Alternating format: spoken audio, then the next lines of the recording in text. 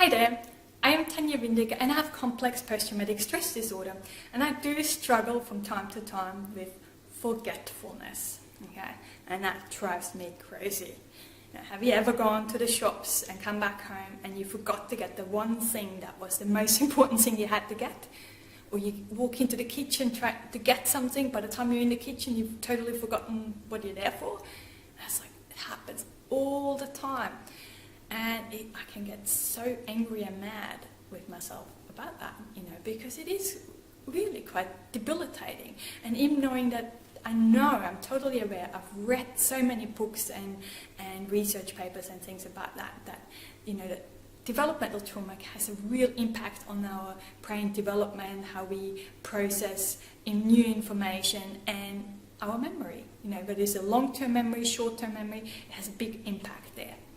But I also know our brain has tremendous capacity to change.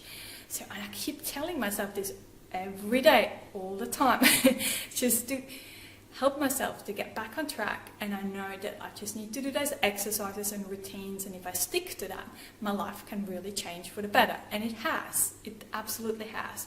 Just the forgetfulness, it gets me every now and then, and it just happens so today. And I know now why, and I can see how it's all happened, because I am a person who uses work to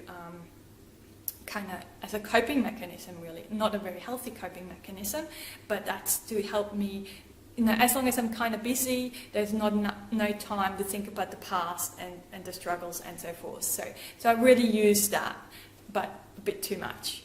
And because there's coming towards the end of the year, there's a lot of deadlines that I want to make before the end of the year, I was really, really rushing around, okay? And I was really, really hectic, like over the top rushing around. And I know when I do that, I get very, very confused at times, or there's just so much noise going on in my head. And that was actually what happened this morning. But I was really excited because I managed to go to the gym, so I fit that in. So I was really, really happy. But then when I got home, I thought, no, let's quickly go to the shops and get some petrol as well. And that's what I did. Walked downstairs and I left the keys upstairs. So I locked myself out. I was like, and I don't have time for this. I really don't have time for this kind of stuff. So when I finally got the keys, I walk back down, I get to the petrol station. I left my wallet at home. Yeah. And at that point, that's when all my demons kick in. So I can get furious with myself. I can get so mad and angry with myself. I could never get that angry with anyone else out there. But with myself, I can. Okay. And in that moment, I really did. It was just lucky that I was actually still in the car, and I haven't actually put petrol in the car yet. I was so thankful for that. So I could just go away. But, I was struggling to breathe and really calm myself down because I was just so angry. But that anger, even if, whether this is anger turned outwards or anger turned inwards, it doesn't matter. It's not healthy. It doesn't help anyone.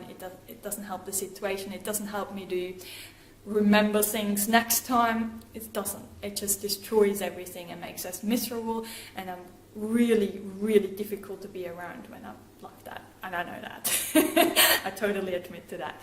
And I don't want to be that person, okay? I don't want to be miserable. I don't want to have all this anger and hate within me. I want to be happy and joyous, okay? And it's really, really hard at those moments, but we have to give ourselves permission.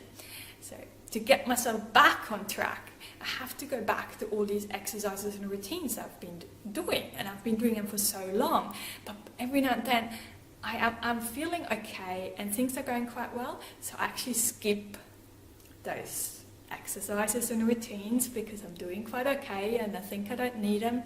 And that's when it happens again, because I get so busy, my mind gets so messy, and everything collapses. Okay, so I don't want you to do that, please, if you can. So, but one of the things that really helps me then to calm my mind down again a bit, to settle and be a bit more grounded and present, is for me to just listen to calming music, just have some me time. And I love colouring in mandalas. I don't actually know whether it is the pattern itself or whether it's the colours. I have no idea, but it just really, really works for me to calm myself down. I can only encourage you to try that. You know, and as with all the things, I would like you to try it. And I love it when you guys share your things as well, because there's so many different things out there that we can try and use. You know, there's so many resources, and so the more we share, the more we can try new and explore new things, and it's so important. So I love that. I love the colouring in. But one of the things I always do is when I'm better, I don't need a reminder. But when I'm struggling, especially, I wear my sports watch. And on that watch, I can actually set laps or intervals, whatever you call these things. But so my watch would actually beep every hour. Okay? And when it beeps, that's my signal that, okay, pause. That is a time where I need to pause and I just focus on the deep, calm breath. I do 3 or sometimes 10, and then I just really focus on the breath and any sensations that I have in the body. You know, am I getting tight? Am I getting really, you know, when the anxiety comes up or when I rush too much, I get usually quite tense around the chest area. You know, my stomach feels a bit off and things like that. So I use this as a cue to check in with myself, to help myself to be more present and be more grounded. And the more I do that, the less I forget things.